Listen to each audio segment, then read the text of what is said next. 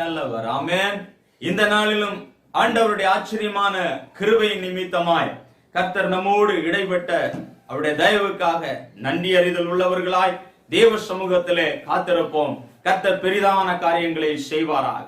இந்த நாளிலே நாம் தியானிக்கும்படியாக எடுத்துக்கொண்டதான வேத பகுதி மத்தேயு எழுதின சுவிசேஷம் 25ஆம் அதிகாரம் அதனுடைய 1 6 வரை உள்ள வசனங்களை நாம் வாசிக்க கேட்டோம். இந்த பகுதியில ஆண்டவர் அற்புதமான அவருடையதான உவமையை கொண்டு கர்த்தர் நம்மோடு கூட பேசி இருக்கிறார். ஆமென்.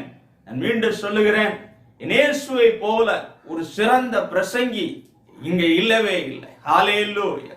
இயேசுவை போல ஒரு சிறந்த பிரசங்கியை இந்த உலகம் பார்த்ததே இல்லை. ஹல்லேலூயா. கர்த்தர் நல்லவர். இயேசு ஆமென் மகிமை உள்ள தேவன். அவர் மகிமை உள்ள சிங்காசனத்திலே வீற்றிருக்கிறவர். ஆச்சரியமான கிருபைகளை ஆமென் தருகிறவர். அவர் ஒருவரே தேவன். அவரை போல மகிமை உள்ளவர் இல்லை. சர்வத்தையும் ஆளுகிற சர்வ மகிமை உள்ள ராஜாதி ராஜா அவர். அவர் நேற்றும் இன்றும் என்றும் மாறாதவராய் இருக்கிறார். அவர் சொல்ல ஆகும், அவர் கட்டளையிட நிற்கும். அவர் சொல்ல ஆகும், அவர் கட்டளையிட நிற்கும். மீண்டும் சொல்லுகிறேன், அவர் சொல்ல ஆகும், அவர் கட்டளையிட நிற்கும். அவர் ராஜாதி ராஜா. ஹல்லேலூயா.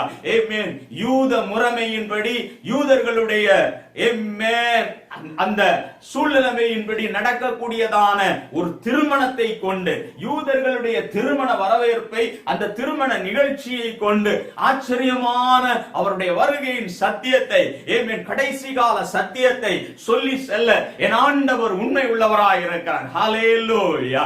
அவர் போதித்த முறைமை மிக அருமையானது. ஹல்லேலூயா. அங்கு நடைமுறையில் இருந்ததான அப்பொழுது நடைமுறையில் இருந்ததான காரியங்களை வைத்துக் கொண்டு உப்பை வைத்துக் கொண்டு வலையை வைத்துக் கொண்டு ஆமென் இந்த திருமணத்தை வைத்துக் கொண்டு மேன்மை உள்ள சத்தியங்களை மகிமையான ரகசியங்களை ஆமென் சொல்ல என் ஆண்டவர் கிருபை உள்ளவராய் இருக்கிறார். ஹல்லேலூயா. இயேசு நேற்றும் இன்றும் என்றும் மாறாதவராய் இருக்கிறார். இந்த நாளிலும் அவர் ஆச்சரியமான அவருடைய கிருபையின் நிமித்தமாக அவருடைய மேன்மை உள்ள ரகசியங்களை நம்மிடத்தில் ஆமென் சொல்ல அவர் மகிமை உள்ள தேவனாய் இருக்கிறார். ஹல்லேலூயா. இந்த மத்தேயு எழுதின சுவிசேஷத்தினுடைய 25ஆம் அதிகாரத்தின் இந்த பகுதிகளிலே நாம் வாசிக்கிறோம். ஆமென். ஒரு திருமணம் நடக்கிறது. ஒரு திருமணத்திற்கான எல்லா சூழ்நிலைகளும் அரேஞ்ச் ஆகியிருக்கிறது. எல்லா காரியங்களும் ஏற்பாடு பண்ணிவிட்டாகிவிட்டது. அந்த திருமணத்தினுடைய ஆமென் காரியங்களில யூத திருமண முறைமையின்படி திருமண வரவேற்பிற்காக அல்லது மணவாளனை வரவேற்பதற்காக மணவாட்டியின் தோழிகள் அல்லது தோழிகள் என்று சொல்லப்படுகிறதான கன்னிகைகள் வரவேற்பு நிகழ்ச்சிக்காக அரேஞ்ச் பண்ணி வைக்கப்பட்டிருக்கிறார்கள். அதைத்தான் ஆண்டவர் சொல்லுகிறார், 10 கன்னிகைகள் ஆமென் மணவாளனை எதிர்கொள்வதற்காக ஏற்படுத்தி வைக்கப்பட்டிருந்தார்கள். ஹல்லேலூயா. அந்த 10 கன்னிகைகளிலே 5 பேர் புத்தி உள்ளவர்கள், 5 பேர் புத்தி இல்லாதவர்கள். அந்த 5 பேர் ஏன் புத்தி உள்ளவர்கள், ஏன் புத்தி இல்லாதவர்கள் என்பதை குறித்து நாம் பிந்தைய பகுதிகளிலே தியானிக்கவிருக்கிறோம். இன்றைக்கு நம்முடைய ஆமென் செய்தியின் தலைப்பானது தாமதிக்கும் தலைவன். ஆமென். தாமதிக்கும் தலைவன்.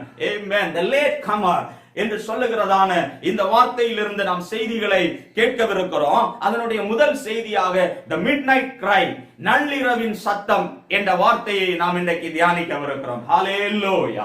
ஆமென். ஆண்டவராகிய கர்த்தர் இந்த திருமண நிகழ்ச்சியிலே யூத திருமண நிகழ்ச்சியிலே நடக்கிறதான சம்பவங்களை கொண்டு வருகையின் ரகசியங்களை கடைசி கால எச்சரிப்பை நமக்கு கொடுத்து செல்ல அவர் கிருபை உள்ள தேவனாய் இருக்கிறார். ஹல்லேலூயா. ஆமென். இந்த யூத திருமண நிகழ்ச்சியில இப்படி மணவாளனை வரவேற்பதற்காக கன்னிகைகள் ஏற்பாடு பண்ணப்பட்டு வைத்திருந்தார்கள். அந்த கன்னிகைகளில ஆமென் இந்த 10 கன்னிகைகளில 5 பேர் புத்தி உள்ளவர்கள், 5 பேர் புத்தி இல்லாதவர்கள் என்று சில ரகசியங்களை இங்கே சொல்ல என் தேவன் உண்மை உள்ளவராய் இருக்கிறார். ஹல்லேலூயா. ஹல்லேலூயா. கர்த்தர் நல்லவர். ஆமென். ஆண்டவருடைய ரகசியம் எப்பொழுதுமே மேன்மை உள்ளதா இருக்கிறது. ஆமென். ஹalleluya. அவருடைய முதல் வருகையிலே ஆண்டவராய் இயேசு கிறிஸ்துவின் முதல் வருகை அவிசுவாசிகளையும் விசுவாசிகளையும் இரண்டாய் பிரித்தது. ஹalleluya. ஆமென். இந்த உலகம் இன்றைக்கு வரைக்கும் அவிசுவாசிகளையும் விசுவாசிகளையும் நாம் இரண்டாய் பிரிக்கலாம். அவருடைய முதல் வருகை அவிசுவாசிகளையும் விசுவாசிகளையும் இரண்டாக பிரித்தது. அவருடைய சீக்ரெட் கமிங் அல்லது அவருடைய ரகசிய வருகையானது புத்தி உள்ளவர்களையும் புத்தி இல்லாதவர்களையும் இரண்டாய் பிரிக்கிறது. ஹalleluya. அவருடைய ரகசிய வருகையானது கோதுமை மணிகளையும் களைகளையும் இரண்டாக பிரிக்கிறது. ஹalleluya. ஆமென். அவருடைய பகிரங்க வருகையானது ஆமென் வெள்ளாடுகளையும் செம்மறியாடுகளையும் இரண்டாய் பிரிக்கிறது. ஹalleluya. அவர் மகிமை உள்ள தேவன். அவருடைய பகிரங்க வருகை வெள்ளாடுகளை ஒரு பக்கமும் செம்மறியாடுகளை ஒரு பக்கமுமாய் பிரிக்க வல்லமை உள்ளதா இருக்கிறது. ஹalleluya. ஆமென். இங்கே இந்த நிகழ்ச்சியில பார்க்கிறோம் திருமணம் ஆயத்தமாய் இருக்கிறது. திருமணத்துக்கு மணவாளனை எதிர்கொள்வதற்கு கன்னிகைகளும் ஆயத்தமாய் இருக்கிறார்கள். ஆனா நடப்பது என்ன? அந்த கன்னிகைகள் வெளிச்சத்தோடு அல்லது விளக்கோடு எரிகிற விளக்கோடு அவரை வரவேற்க செல்ல வேண்டும். எரிகிற விளக்குக்கு எரிய வைப்பதற்கு எண்ணெய் தேவை. அந்த எண்ணெயோடு விளக்கோடு அவரை வரவேற்க செல்ல வேண்டும். இது எல்லாம் சரியா தான் இருக்கிறது. இந்த 10 கன்னிகைகளும் விளக்கோடு செல்லுகிறார்கள். வெளிச்சத்தோடு அல்லது நெருப்போடு செல்லுகிறார்கள். அவரை வரவேற்பதற்கு தயாராக இருக்கிறார்கள். ஆனால் நடக்கிறது என்னன்னு சொன்னா மணவாளன் வர தாமதமாகிறார். மணவாளன் வர தாமதமான பொழுது இவர்கள் 10 பேருமே ஹalleluya வேதத்தை தெளிவாக நாம் வாசிக்கிறோம். இவர்கள் 10 பேருமே தூங்கினார்கள். ஆங்கிலத்தில் வாசிக்கும் பொழுது they slumbered and slept. அவர்கள் அயர்ந்த நித்திரை பண்ணினார்கள் அல்லது தூங்கினார்கள் என்று சொல்லி பார்க்கிறோம். அந்த 10 பேரும் தான் தூங்கினாங்க. ஆமென். 5 புத்தி உள்ளவர்கள் தூங்கினார்கள், 5 புத்தி இல்லாதவர்கள் தூங்கவில்லை என்பது அல்ல. 10 பேரும் தூங்கி கொண்டிருந்தார்கள். ஹalleluya. ஆமென். நன்றாக கவனிங்க. வேதத்திலே நாம் தெளிவாக வாசிக்கிறோம். ஆமென். அவர் வர தாமதமாகும் பொழுது 10 பேரும் தூங்கி கொண்டிருக்கிறார்கள். ஹalleluya. இன்னைக்கு ஆண்டவராய் இயேசு கிறிஸ்துவினுடைய வருகைக்கான அடையாளங்கள், அவருடைய வருகைக்கான எல்லா சூழ்நிலைகளும் இந்த உலகத்தில் நடந்து கொண்டிருக்கிறது. அதற்கான எல்லா சிம்பல்களும் சைன்களும் ஆமென் அடையாளங்களும் நிறைவேறி கொண்டிருக்கிற ஒரு காலகட்டத்திலே நாம் இருந்து கொண்டிருக்கிறோம். எங்கு பார்த்தாலும் ஆமென் பலவிதமான போராட்டமான சூழ்நிலைகள், பஞ்சங்கள், பல பூமி அதிர்ச்சிகள், பலவிதமான இயற்கையினால் வரக்கூடியதான பிரச்சனைகள், கொள்ளை நோய்கள், பல காரியங்கள் இந்த உலகத்தை தாக்கி கொண்டிருக்கிறது.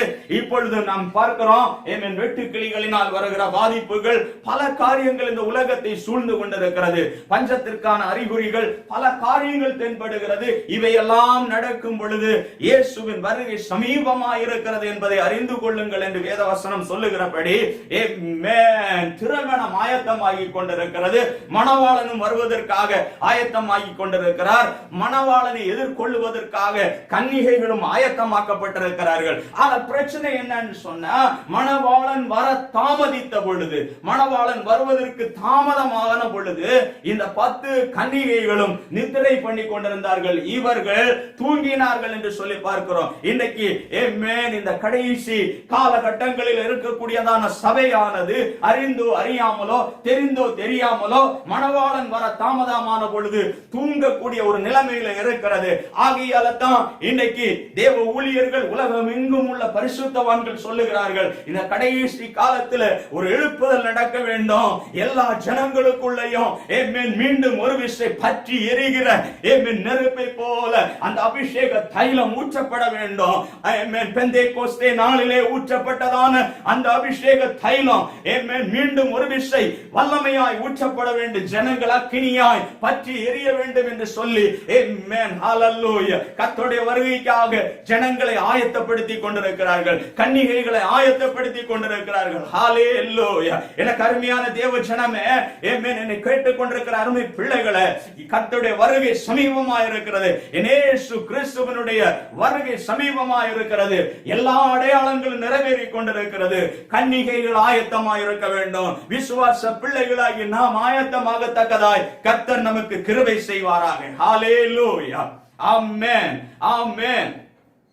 நாம் இங்க இந்த குறிப்பிட்ட பகுதியில இந்த வார்த்தையில நாம் தியானிக்கிறோம். மணவாளன் வர தாமதமானது, எல்லாரும் அயர்ந்து நித்திரை பண்ணி கொண்டிருந்தார்கள். திடீரென்று நடுராத்திரியிலே ஒரு சத்தம் கேட்கிறது. ஹல்லேலூயா! நடுராத்திரியிலே ஒரு சத்தம் கேட்கிறது. இதோ மணவாளன் வருகிறார் என்று, மணவாளனை எதிர்கொள்ள புறப்படுங்கள் என்று சொல்லி சத்தம் கேட்கிறது. ஹல்லேலூயா! ஆமென். காத்திருந்த 10 கன்னிகைகளும் இந்த சத்தத்தை கேட்டார்கள். எனக்கு அருமையான தேவனுடைய பிள்ளைகளே, ஆமென், இது சத்தம் கேட்கக்கூடிய காலகட்டத்திலே நாம் கடந்து வந்து விட்டோம். ஹல்லேலூயா! ஆமென். நள்ளிரவின் சத்தத்தை நாம் அறியத்தக்கதாய் கர்த்தர் நமக்கு கிருபை செய்வாராக. நள்ளிரவின் சத்தத்தை நாம் கேட்கத்தக்கதாக ஆண்டவர் நமக்கு கிருபைகளை செய்வாராக. நள்ளிரவிலே ஒரு சத்தம், புறப்படுங்கள், இதோ மணவாளன் வந்து விட்டார் என்று சொல்லுகிற சத்தம், ஆமென், நம் செவிகளிலே தொனிக்கத்தக்கதாக ஆயத்தமாவோம். ஆமென். தீவெட்டிகளோடு, ஆமென், எரிகிற நெருப்போடு கூட, ஆமென், எண்ணெயோடு கூட ஆயத்தமாவோம். ஆயத்தமாகத்தக்கதாய் கர்த்தர் நமக்கு கிருபை செய்வாராக. ஹல்லேலூயா! இந்த ஆயத்தத்தின் சத்தத்தை, இந்த நள்ளிரவின் சத்தத்தை, வரப்போகிற நள்ளிரவின் சத்தத்தை முன்னறிவிக்கத்தக்கதாக இந்த காலகட்டங்களில், இந்நாட்களில் தேவ ஊழியர்களை கர்த்தர் எழுப்பி கொண்டிருக்கிறார். ஆச்சரியமாய் பரிசுத்தவான்கள், ஆமென், தங்களுடைய, ஆமென், வார்த்தைகள் மூலமாய் மீண்டும் மீண்டுமாய் இதை வலியுறுத்தி வருகிறார்கள். ஹல்லேலூயா! லோத்தின் காலத்தில், லோத்தினுடைய நாட்களிலும் இதே சூழ்நிலை நடந்தது. ஜனங்கள் பலவிதமான பாவ பழக்கங்களுக்குள்ள, சோதோம் குமாராவில் இருந்ததான எல்லா ஜனங்களும் பலவிதமான அசுத்த பழக்கங்களுக்குள்ள, உலக பிரகாரமான சிற்றின்பங்களும் கேளிக்கைகளும் மோசமான சூழ்நிலைகளுக்குள்ளும் சிக்கி தவித்த பொழுது, இந்த லோத்து தன் இதயத்திலே அவர்களுடைய பாவங்களை குறித்து, அவர்களுடைய அக்கிரமங்களை குறித்து, அவர்களுடைய சூழ்நிலைகளை குறித்து இதயத்தில் வாதிக்கப்பட்டவனாய், ஆமென், அந்த லோத்து அந்த சோதம் குமாராவுக்குள்ளே இருந்தான் என்று சொல்லி நாம் பார்க்கிறோம். அதனால தான் வேதம் அவனை நீதிமானாய் அறிவிக்கிறது. ஹல்லேலூயா! இதயத்திலே வாதிக்கப்பட்டிருந்தான். அந்த ஜனங்களிடத்தில் அவன், ஆமென், வரப்போகிற அழிவை குறித்து எச்சரித்துக் கொண்டிருப்பான். ஆமென். எனக்கு அருமையான தேவனுடைய ஜனமே, சோதம் குமாராவுல ஒரு பெரிய அழிவு வரப்போகிறது. ஜனங்கள் மறுபடியாய் இந்த அசுத்த ஜீவியம் ஜீவிக்கும் பொழுது ஒரு அழிவு வரப்போகிறது என்பதை முன்னறிந்து கொண்டவனாய் லோத்து தன்னை நீதிமானாய் பாதுகாத்துக் கொண்டான். ஹல்லேலூயா!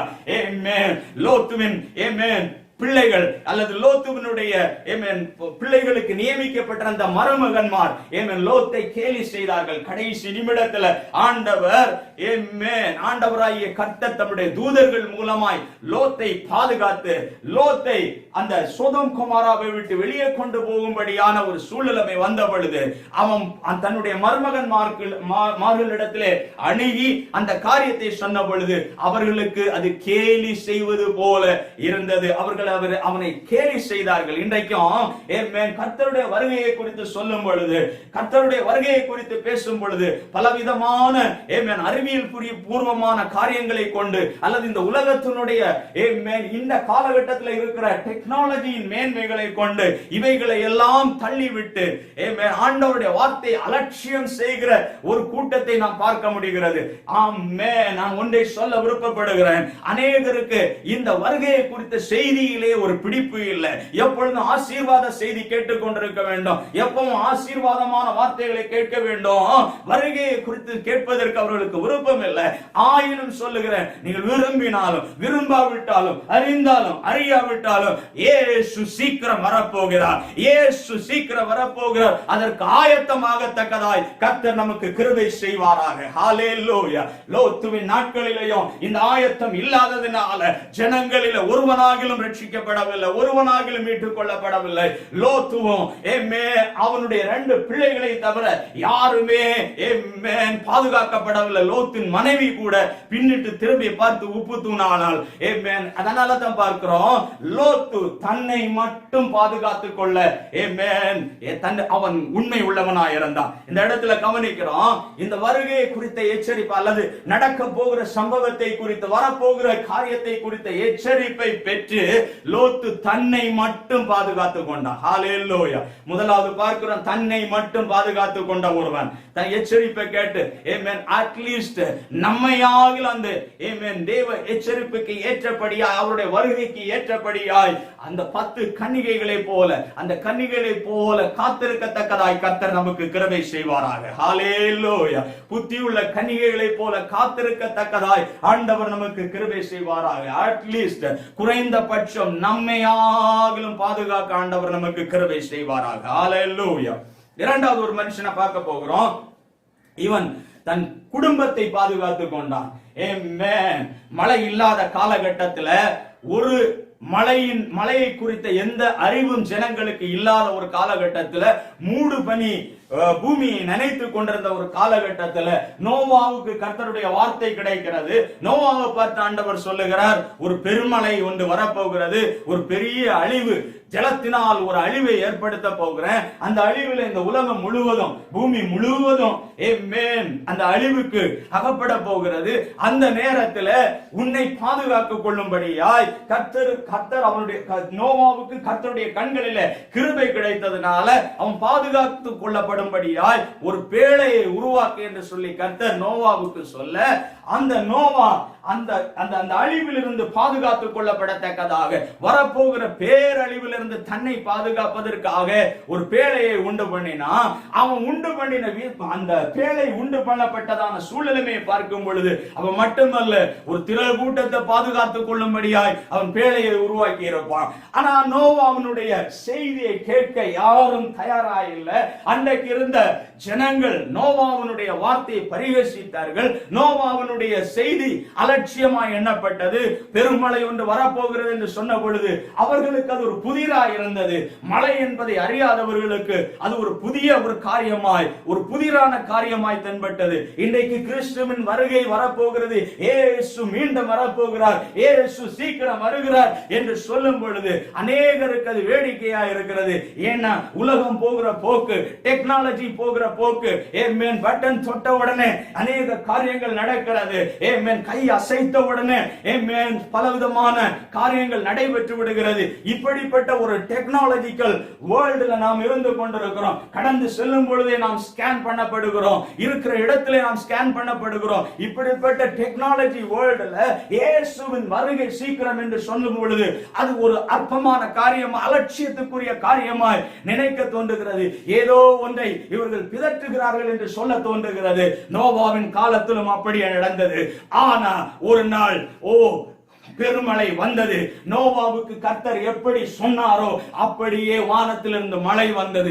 மழை வந்த பொழுதுதான் ஒவ்வொருவனுக்கும் தெரிந்தது, ஐயோ இப்படி ஒன்று இருக்கிறதோ, இதைத்தான் நோவா சொல்லிக் கொண்டிருந்தாரோ என்று சொல்லி அப்பொழுது உணர்வடைந்திருப்பார்கள். ஆனா உணர்வடைந்தாலும் உள்ளே நுழைவதற்கு வாய்ப்பில்லை. ஏன்னா அதற்கு முன்பதாகவே நோவாவையும் அவனுடைய குடும்பத்தையும் கர்த்தர் பேழைக்குள்ளே வைத்து பூட்டி விட்டார். ஹல்லேலூயா. இன்றைக்கு என்னை கேட்டுக் கொண்டிருக்கிற தேவ ஜனமே, தேவ எச்சரிப்பை கேட்டு, தேவ சத்தத்தை கேட்டு கிறிஸ்துவின் வருகைக்கு நம்மை ஆயத்தமாக்கி கொண்டா நாம் தப்பி பிழைக்க வழி உண்டு.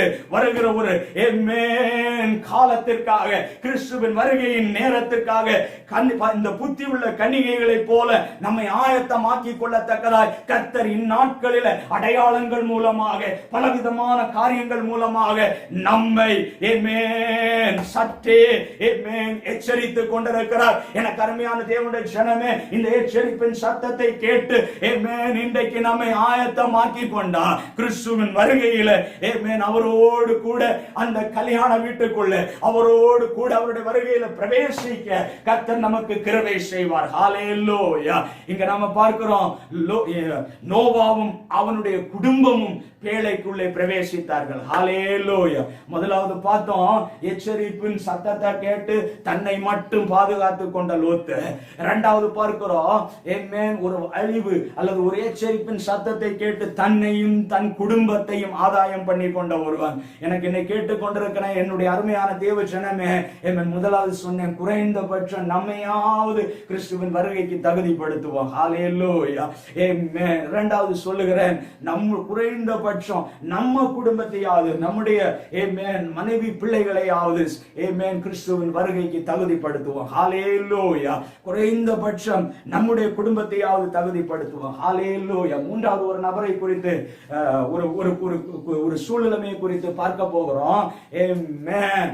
எரேமியாவினுடைய வார்த்தைகளை கேட்டு அன்றைக்கு இருந்ததான ஜனங்கள் எரேமியா தீர்க்கதரிசியினுடைய வார்த்தையை கேட்டு ஒரு குறிப்பிட்ட ஜனங்கள், ஒரு கூட்டம் ஜனங்கள் ஆமென், எரேமியாவினுடைய தீர்க்கதரிசனத்தினுடைய எச்சரிப்பை கேட்டு பாபிலோனிய ராஜாவை போய் சேர்ந்தார்கள். அவர்கள் மட்டும் பிழைத்தார்கள். ஹalleluya.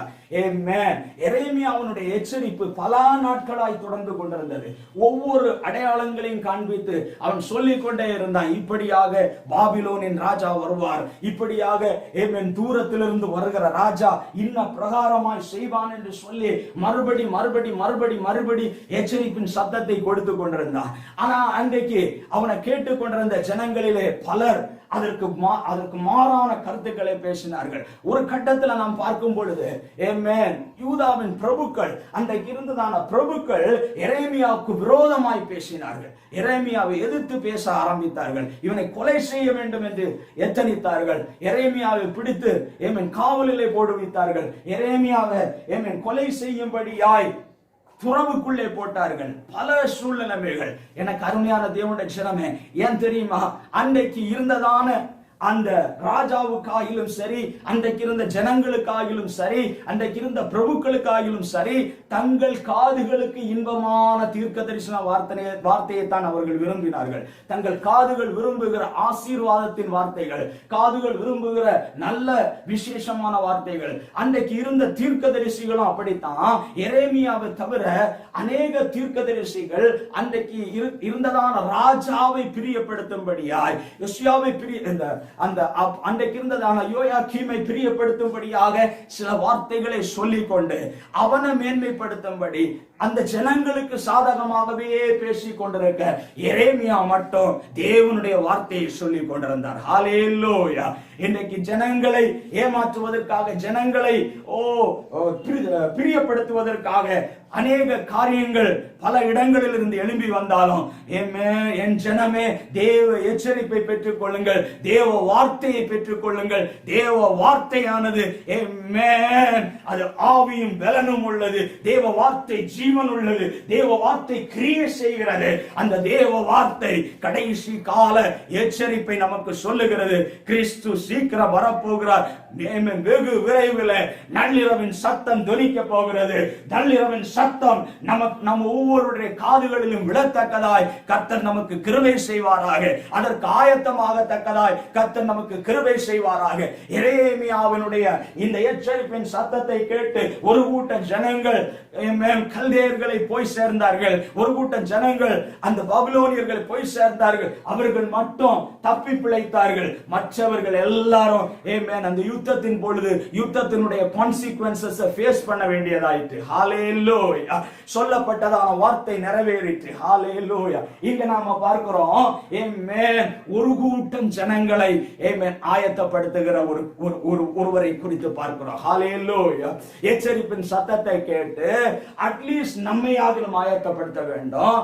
எச்சரிப்பின் சத்தத்தை கேட்டு கிறிஸ்துவின் வருகைக்கென்று நம்மையும் நம்முடைய குடும்பத்தையாகிலும் ஆயத்தப்படுத்த வேண்டும். மூன்றாவது சொல்லுகிறேன், எச்சரிப்பின் சத்தத்தை, கிறிஸ்துவின் வருகையின் வார்த்தைகளை கேட்டு நம்மையும் நம்முடைய குடும்பத்தையும் மட்டுமல்ல, நம்மை சார்ந்த ஒரு கூட்டம் ஜனங்களை ஆயத்தப்படுத்தும்படியாய் கர்த்தர் நமக்கு கிருபை செய்வாராக. ஹalleluya.